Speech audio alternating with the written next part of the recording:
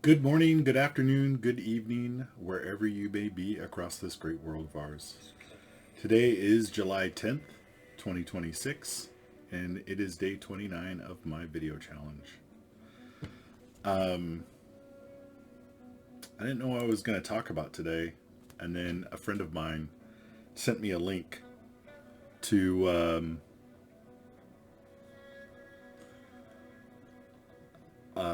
music playlist. You can kind of hear the music playing in the background. Um,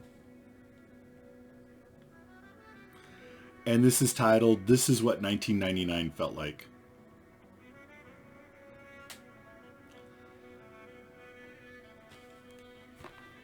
And I just suddenly got inspired to talk about the 1990s and what an incredibly magical decade the 1990s were. And so I'm gonna ramble. It's okay. I generally ramble. Haven't quite gotten to the point yet where um, I come to the camera each day with a well thought out vignette. I'll get there. Right now, it's just kind of stream of consciousness as as I work my way through my resistance to being on camera and seeing myself and being seen and all that kind of good stuff. Letting go of all those judgments and expectations. But the 1990s, wow. It was a time where the digital age was really starting to blossom, right? I mean, the digital age started all the way back in the 50s, probably even before then. I think we had computers. What you want to do is save hundreds with individual customizes your Well, we didn't have computer. We didn't have the integrated circuit until the space race.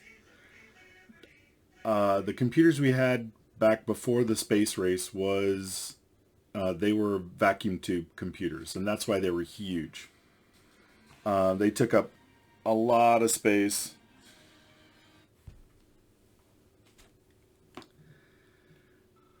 They took up a lot of space because they had vacuum tubes, and so what the space race did was it created a challenge. It created a problem to be solved. How do we get a computer into a very tiny space capsule? And that's where they started working with all different kinds of materials that were semiconductors. And a semiconductor is something that can switch between two states, which is conducting and non-conducting. So you want it to be conducting when you're moving electrons around. And you want it to switch to non-conducting when you want to trap those electrons and keep them in a particular state. And so before they were doing this with vacuum tubes, and a vacuum tube would either be on or off. When they created the integrated circuit within a semiconductor material,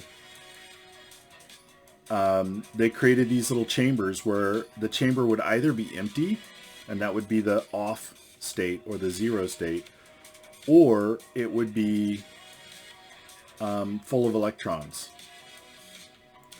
and that would be the on state or the one state. So everything we do with technology is based on zeros and ones, and it's based on whether something is on or off. And that on or off used to be a vacuum tube. Now it is a transistor in a semiconductor, in an integrated circuit. Integrated just means the circuit is integrated into a semiconductor chip.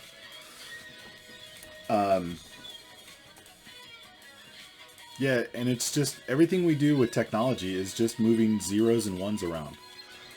And you have various multiple layers of complexity. And those layers of complexity create everything we do on computers, cell phones, the internet. All of that is just at its most basic layer, zeros and ones. Something turns on, it's either on or it's off. Which is incredible if you think about it. But so, like, I was on the internet back in 1983. That was the earliest I was on the internet. The internet has been around for a very long time. And as it was being developed, originally it was just ARPANET. And it was the military and a couple of their military contractors. Obviously, AT&T Ma Bell, when it was still a singular entity, because they were, chartered by the government basically to run the national telephone communications infrastructure. It was just a single company. They owned it all. Thankfully, it was broken up eventually, because that was a horrible thing. It was horrible back then to have a monopoly like that. But yeah, I was on the internet, and then eventually the internet spread to universities, right? So you had universities that were working with the Defense Department, and then they just started creating nodes to all the different universities. So if you were at a university, if you were a student at a university, you could get a .edu email address, and you could be on the internet. Back in the 60s and 70s. And then in the 80s, you had CompuServe, companies, private companies like CompuServe, Genie. This was before AOL became a thing. And there were a couple of different ones that I forget. And they were dial-up services. They provided dial-up services to people, private citizens, anybody at home. And you could dial up on a modem, connect to their servers that were connected to the internet. And you could, for however many bucks a month, be connected to the internet. And my friend Jeff had talked his parents into getting a CompuServe account. And he connected it to his Commodore 64 with a 300 baud modem. That, for me, I believe, was the slowest modem I've ever seen. Was 300 bits. 300 bits, not even 300 bytes, but 300 bits per second, which is very slow. But computers back then only had like 8K of RAM, 16K of RAM. The Commodore 64, the 64 was 64K of RAM, which was a lot back in the early 80s. 64K of RAM was a lot. Bill Gates, famously said you'll never need more than 640K of RAM, right? Which I'm sure he knew at the time that was completely ridiculous thing for him to say, but Bill Gates has always been more of a salesman slash businessman than a technologist, right? He didn't care. He didn't care if he was wrong. He only cared about steering the public in a way to, to buy more of his product, right? That's what he was. He's a businessman. He wanted to make money. He didn't care about anything else, right?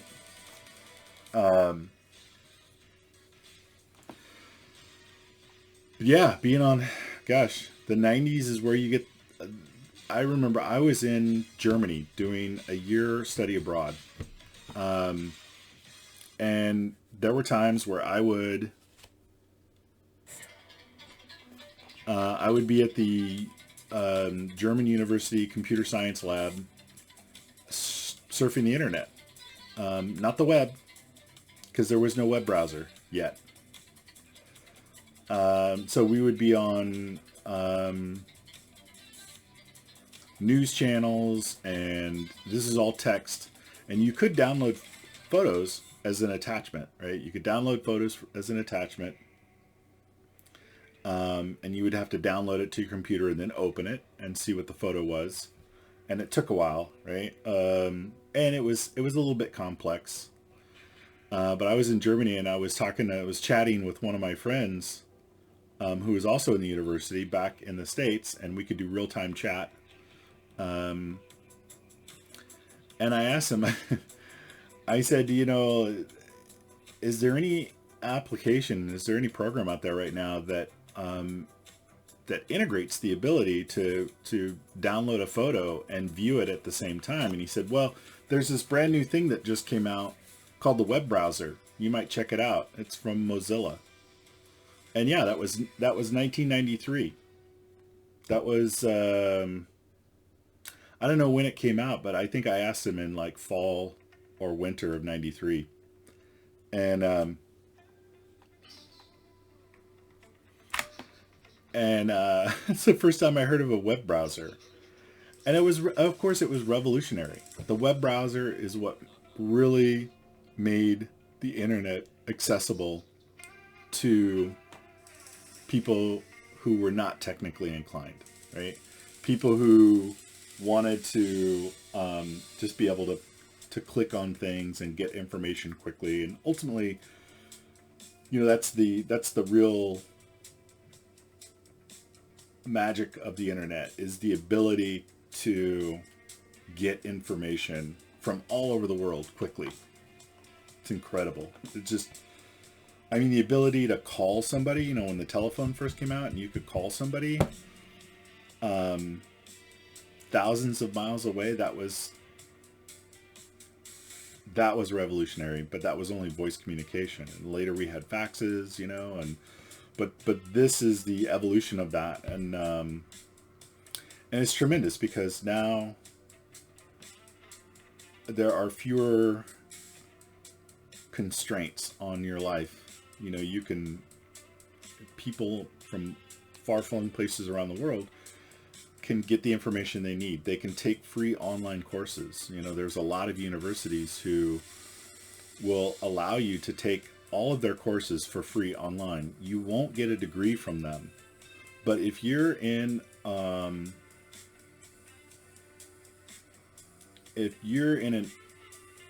up and coming part of the world where you need the knowledge more than you need the degree, that's invaluable.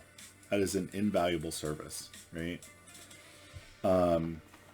You just need the know-how more than you need a diploma. That's just fantastic. And I applaud those universities for doing that, right? It is really a public service and helping to uplift the world, the entire world. So that was coming online. Computers, were becoming more powerful. We switched from monochrome text only to multicolor graphic computers with instead of just beeps and boops for sounds, like real audio. We started, and actually one of the early companies that made sound cards was called Real Audio. And it was this beautiful blend of analog technology and digital technology. We still had a lot of analog stuff. VCR tapes and cassette tapes and reel-to-reel, and but right there alongside there were like mini disc recorders and CDs, and I don't know, it was just this really beautiful moment in time where there was such an explosion of new technology that was creating so much potential and opening everyone to the vastness of the world that was out there. This is the time when companies were not jealously policing the internet, and people would put up fan sites for the things that they were excited about, whether they be television shows or books or movies or role-playing games, all just the things that they loved and were excited about and wanted to share with the rest of the world. And there was even a book called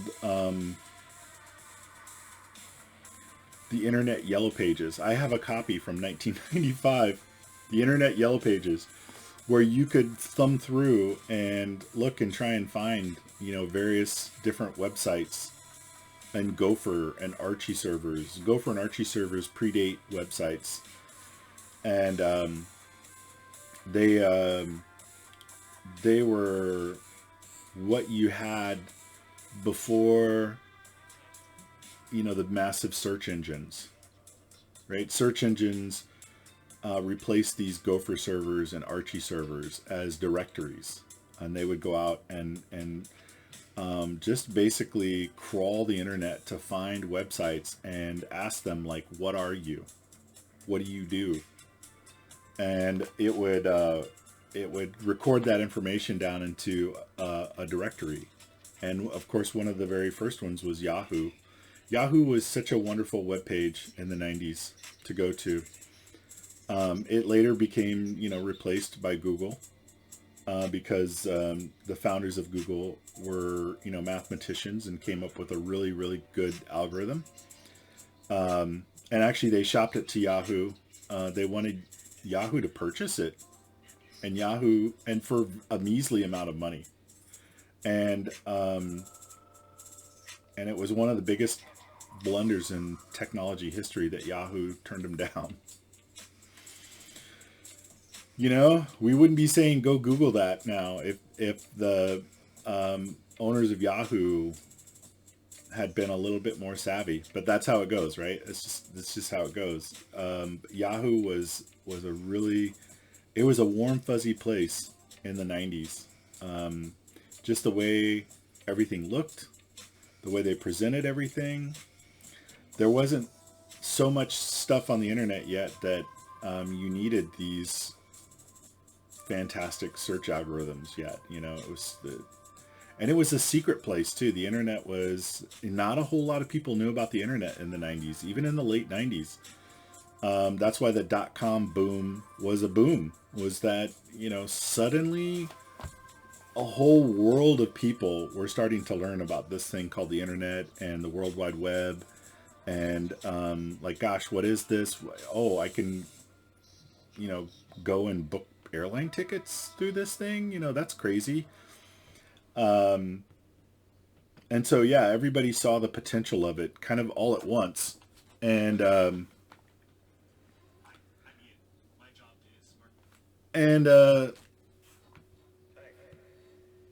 that's why everybody kind of went crazy, because you saw the potential of it, but we didn't really have everything figured out yet, and there wasn't the infrastructure built up to support it, and there weren't a lot of the technologies developed yet to really support it like we have today. I mean,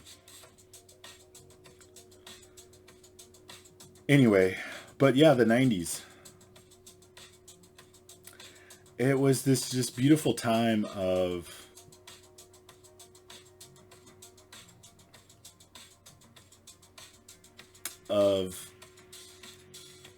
change. It was the best kind of change, where things were blossoming and yet still familiar. There were so many new things happening in the world, and yet still nestled within the familiar world.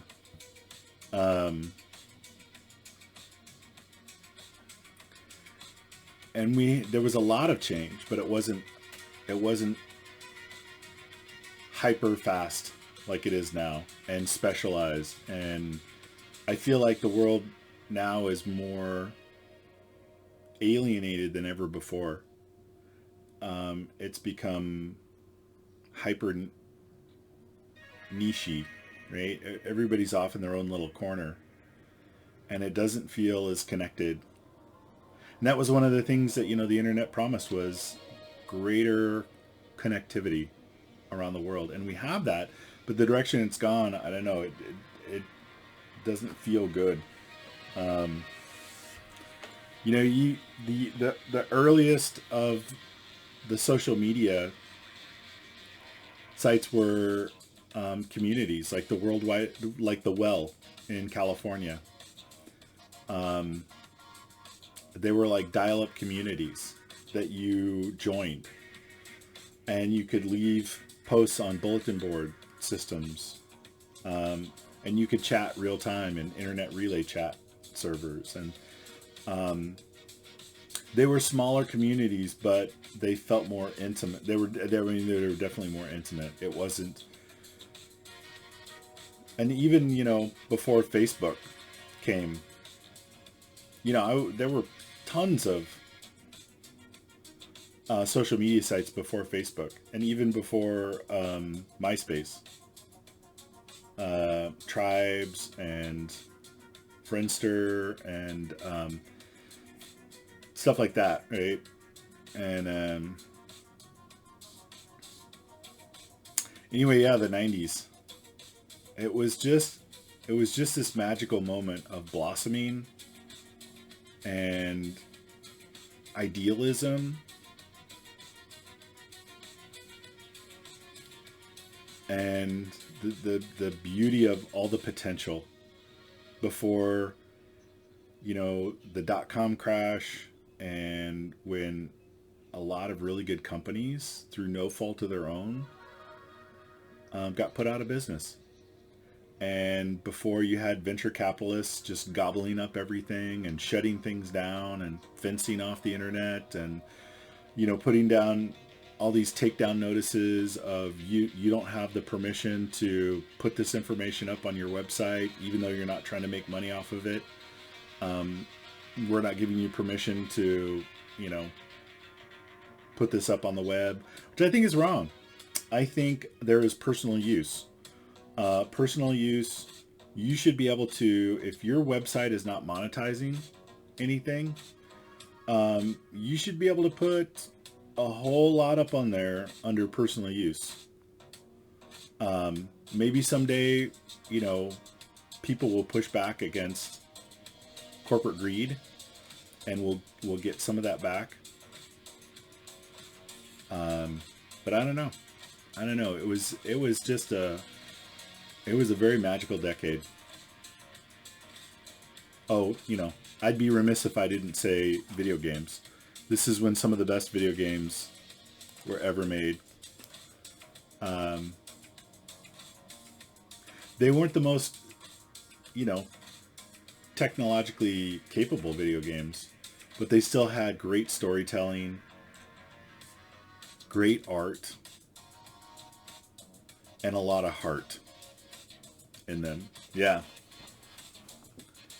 And like, if you weren't playing them on a computer, which I generally was, because video games, I didn't have a lot of money, so I had the money to either have a video game console or a computer, and I always chose to get a computer over a console, because you could just do more with it, right? And but back then consoles were great. You just bought the damn thing, you connected it to your TV, you bought a cartridge, eventually you bought a disc, and when you were done playing the game, you could sell it, trade it, share it with a friend. And Sony just announced that they're going to get rid of physical media. I think Sony and Microsoft are going to get rid of physical media and go to digital delivery only. And the problem with that is, if it's digital, you don't own it. You do not own it. If it's physical, you own it. If it's digital, you don't own it. Amazon can take away your books. Amazon can take away your movie.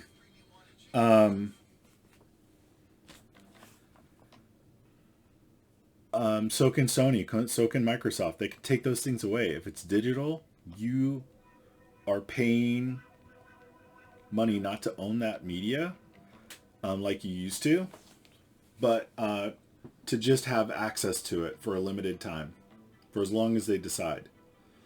And honestly, this is when guys like me were warning everyone in the 2000s and the 20 teens,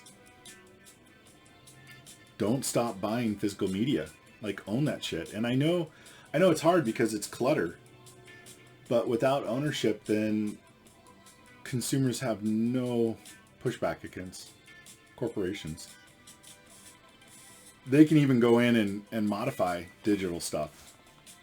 They can censor it. They can change it, and we won't have a physical record of what used to actually be. And that's literally the world that George Orwell wrote about in the 50s.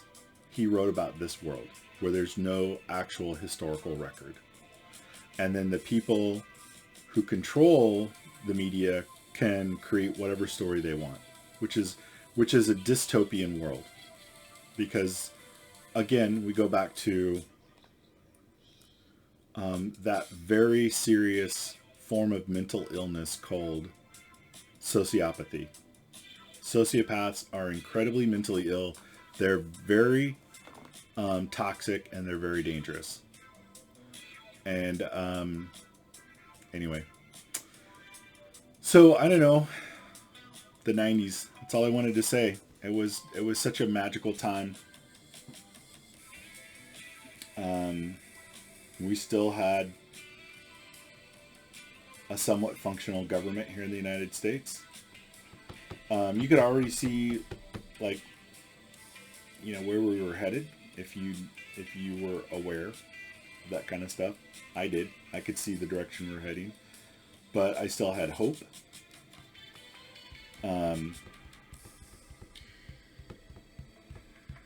Yeah, it was just a great decade. And if you didn't really live in that decade, you don't remember it, go on YouTube and try and find like a retrospective of the 90s and watch it, just for your own entertainment. It's worth it. So, all right, with that, I'm going to leave you, and please remember, you are more loved than you know and far more valuable than you can imagine. Take care, and I look forward to seeing you all tomorrow.